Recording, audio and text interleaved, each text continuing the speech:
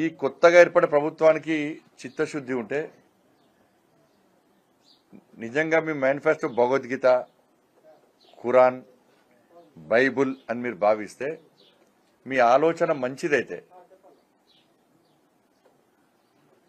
మీకు తెలంగాణ రాష్ట్ర ప్రజలు ఓట్లు ఇచ్చిన విశ్వాసం ప్రజల మీద మీకుంటే ఫస్ట్ రేషన్ కార్డులు ఇవ్వని గతంలో చెప్పింది నేను.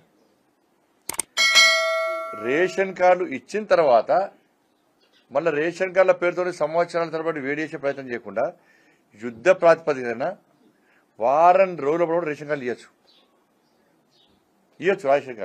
రేషన్ కార్డు తీయడానికి ఒక్కరోజు వాళ్ళకి కావాల్సింది. రేషన్ కార్డు తీయడానికి ఒక్కరోజు పడుతుంది వాళ్ళకి. తీసేయడానికి టక్కన ఒక్క సిస్టంలో కూర్చొని 40% డిలేట్ అంటారు. రేషన్ కార్డు ఇవ్వడానికి వారం రోజు సరిపోతుంది. 10 లక్షల కుటుంబాలు ఇవాళ రేషన్ కార్డు దరఖాస్తు చేసుకున్నారు.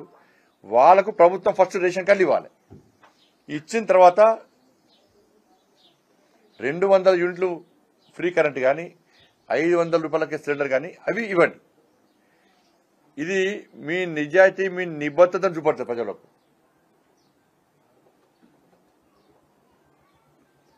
మీరు ఇచ్చేది ఎంతమందికి ఉపయోగపడుతుంది? కాబట్టి ఫస్ట్ వెంటనే రేషన్ కార్డులను వెంటనే జారీ చేయాలి. యుద్ధ ప్రాతిపదికన 1 వీక్ లోపల జారీ చేయాలని చెప్పి నేను రాష్ట్ర ప్రభుత్వాన్ని డిమాండ్ చేస్తున్నా. దాంతోపాటు ఎన్నికల షెడ్యూల్ ఎప్పుడైనా రావచ్చు. ఈ మంత్ ఎండింగ్ రావచ్చు, మార్చి ఫస్ట్ వీక్ రావచ్చు. పోయినసారి ప్రకారం మార్చి ఫస్ట్ వీక్లో షెడ్యూల్ వచ్చింది. ఈసారి కూడా వచ్చే అవకాశాలు ఉంటాయి. అదంతా తెలిసిందే. ఎప్పుడైనా షెడ్యూల్ వచ్చే అవకాశం ఉంది. కాబట్టి ఈ ప్రభుత్వం ఏర్పడి ఇప్పటికి 60 రోజులు దాటింది. ఈ 60 రోజులలో మీరు ఇచ్చినటువంటి 6 గ్యారెంటీలను అమలు చేయాల్సిన బాధ్యత మీ మీద ఉంది. షెడ్యూల్ వస్తుందని చెప్పి మీకు తెలుసు, నాకు తెలుసు, ప్రజలందరికీ తెలుసు. షెడ్యూల్ వస్తుందని చెప్పండి. షెడ్యూల్ వచ్చిందని తెలిసిన తర్వాత 6 గ్యారెంటీలను ఎన్నికల షెడ్యూల్ లోపల మీరు అమలు చేయాల్సిన బాధ్యత, ఆలోచన, ప్లాన్ మీకున్న ఒక ప్రణాళిక మీకు ఉండాలి. ఆల్రెడీ ఒకవేళ ఇయ్యొద్దు, మేము అమలు చేసే ఆలోచన తప్పించుకునే ప్రయత్నం చేస్తున్నామంటే రేపు ఏం చేస్తారంటే ఎన్నికల షెడ్యూల్ వచ్చిందని చెప్పి తప్పించుకునే ప్రయత్నం చేసే అవకాశం ఉంది.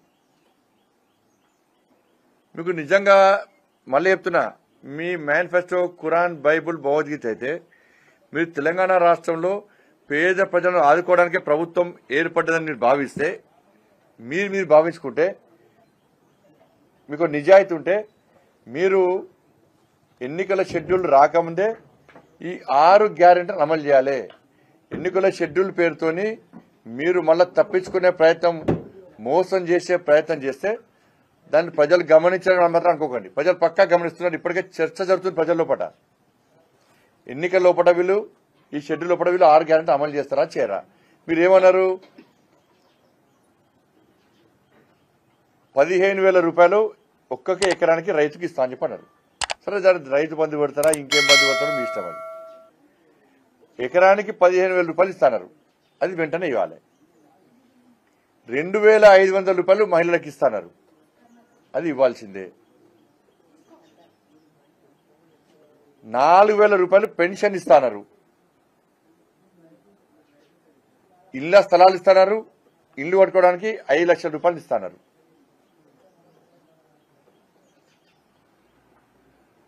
2 లక్షల రూపాయలు రుణమాఫీ ఇస్తున్నారు. నోటిఫికేషన్ వెంటనే ఇస్తున్నారు.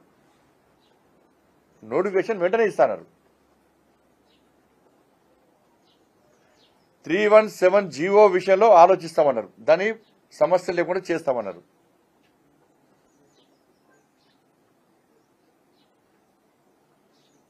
నిరుద్యోగులను ఆదుకుంటామన్నారు. ఈ 6 గ్యారెంటీలు బట్టి ఇవన్నీ కూడా హామీ ఇచ్చారు మీరు. ఈ హామీలను, ఈ 6 గ్యారెంటీల పాటు ఈ హామీలను మీరు నెరవేర్చడానికి మీ దగ్గర ప్రణాళిక ఏందో ఫస్ట్ స్పష్టం చేయండి. రాష్ట్రంలో ఉన్న ఆర్థిక పరిస్థితి గురించి మీరు చెప్పారు. దివాలా తీసిందని చెప్పి మీరే చెప్పారు. అప్పుల పాలైందని మీరే చెప్పారు. 6 గ్యారెంటీలు అమలు చేస్తామన్నారు. ఇచ్చిన హామీలను అమలు చేస్తామన్నారు. ఎట్లా అమలు చేస్తారో మీరు చెప్తే ప్రజలకు ఒక ధైర్యం విశ్వాసం ఏర్పడుతుంది. ప్రజలు మీరిచ్చిన హామీలను చూసే మీకు ఓట్లేసి గెలిపించారు. గత ప్రభుత్వం మోసం చేసింది కాబట్టి, అది అరాచక ప్రభుత్వము, దుర్మార్గ ప్రభుత్వము, ప్రజలను మొత్తం వంచిన ప్రభుత్వము, తెలంగాణ ప్రజల బతుకులను బర్బాద్ చేసిన ప్రభుత్వం ఆ ప్రభుత్వం. కాబట్టి మిమ్మల్ని ఎంచుకున్నారు ప్రజలు. మీరు ఇచ్చిన హామీలు, మీరు ఇచ్చిన జ్ఞానాలు చూసి ప్రజలు మిమ్మల్ని ఎంచుకున్నారు. మీరు అప్పుల రాష్ట్రంలో, అప్పులు అనేటువంటి తెలంగాణ రాష్ట్రం నుంచి తెలంగాణ రాష్ట్రాన్ని ఏ విధంగా కాపాడతారు, మీ హామీలు ఏ విధంగా నెరవేరుస్తారో మీ ప్లాన్ ఏంది చెప్పండి. ఇప్పుడు సీక్రెట్ ఉంటే అది కూడా చెప్పండి.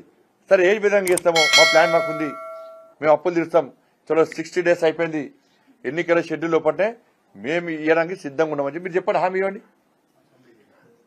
కాబట్టి ఇవన్నీ మీరు చర్చించాలి, చేయాలి.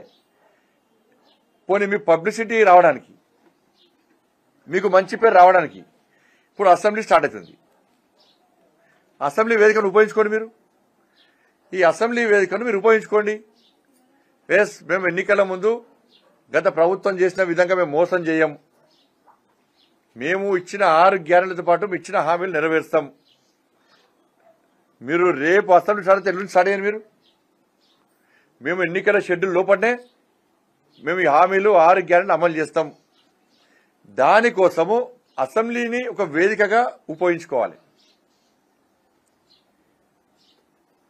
ఏ ప్రభుత్వం అయినా ప్రభుత్వం చేసే అభివృద్ధి కార్యక్రమాలకు, మంచి కార్యక్రమాలకు అసెంబ్లీ అందరూ రాజకీయాలకు అతీతంగా సపోర్ట్ చేయాల్సిందే. కానీ మళ్ళీ ఇప్పుడు ఏమైతుంది రేపు అంటే,